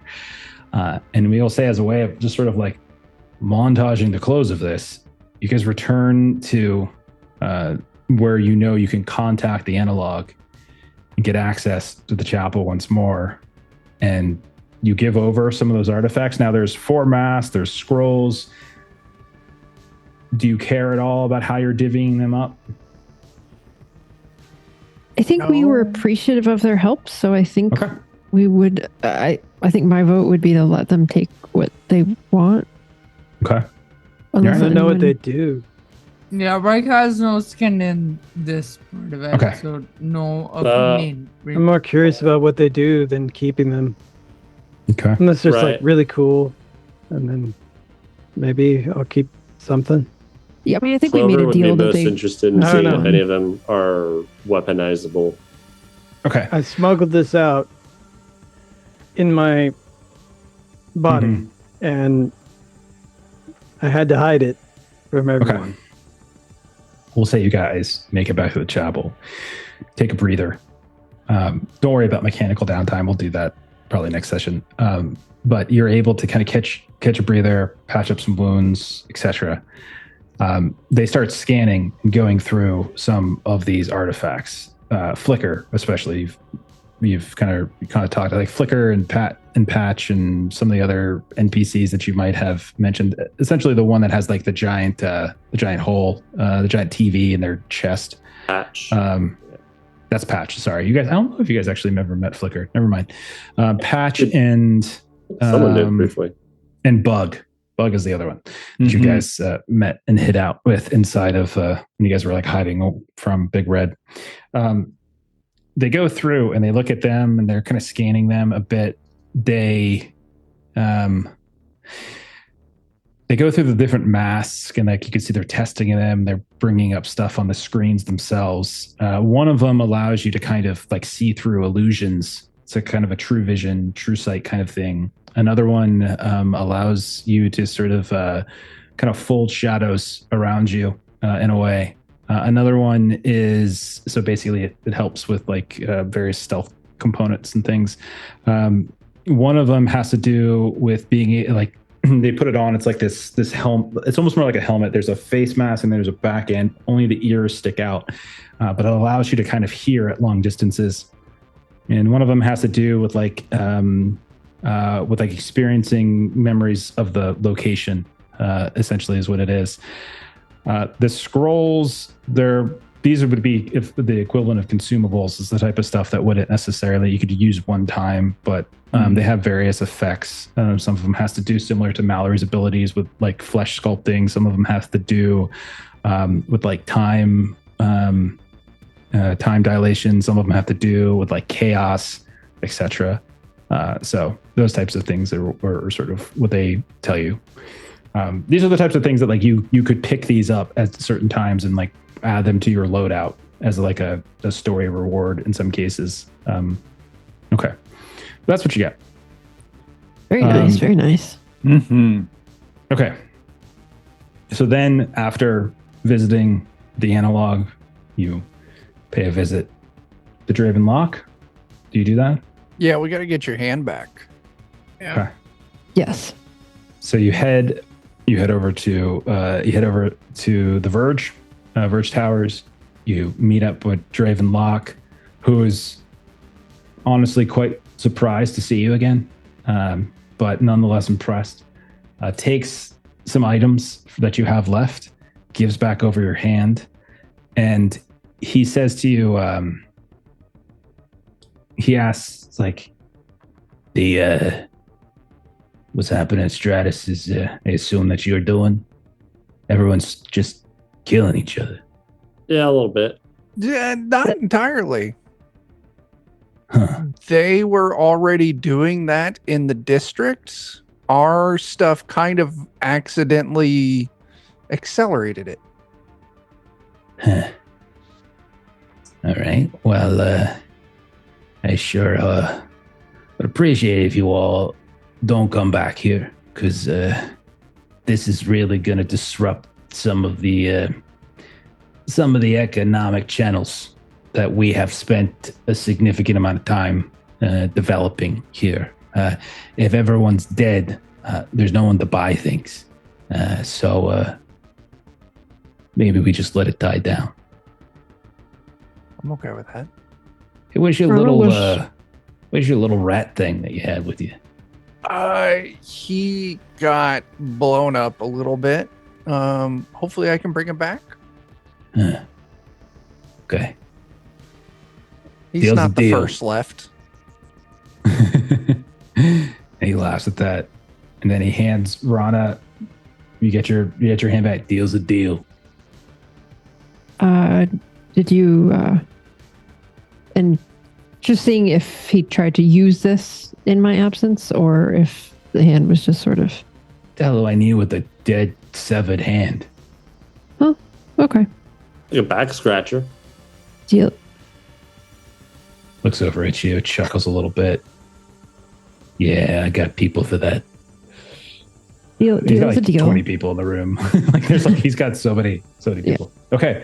And Rona would kind of share a little bit of like, I think with the analog and with Draven as well, that like we were hearing a little bit about, I think it was WRA4 was like it's a virus. Yeah, it's a chemical compound. Sure. Yeah, so that's kind of what we were hearing. So just kind of give the locals sort of some information about like this seemed to be there was waste that was connected to this, and we also heard it earlier with kind of glow market and experimentation or whatever. So just like making sure that kind of the locals have information that we have. Okay. Yeah. All right. I mean, if they've got a big vat of this stuff and then we spill it, is it more their fault for having a big vat of stuff or our fault for spilling it? It's more their fault, I think. Yeah. Well, Rika, you would know that this was less a case of one vat being spilt, but from what the feeling you got was that there were protocols in place that they were planning to do this for a while. And this just presented an opportunity for them to do it because of the security breaches inside of the building. It sounded like. Scapegoat. Yeah. And that's exactly what you guys see on the news, by the way, as you eventually leave Circuit Heights. Maybe even Draven Lock for an extra one of these scrolls will help navigate you all out. So you bypass the bridges entirely. You go through one of the tunnels underneath the rivers, and you make it back to the smokestacks. You get contact with La Loba the way you're supposed to, so you can deliver. Once you get out of the district, once you get out of Red Green, you're fine. Like there's no one chasing you. Like even Big Red had their, they were so busy with what's going on in the Stratus building.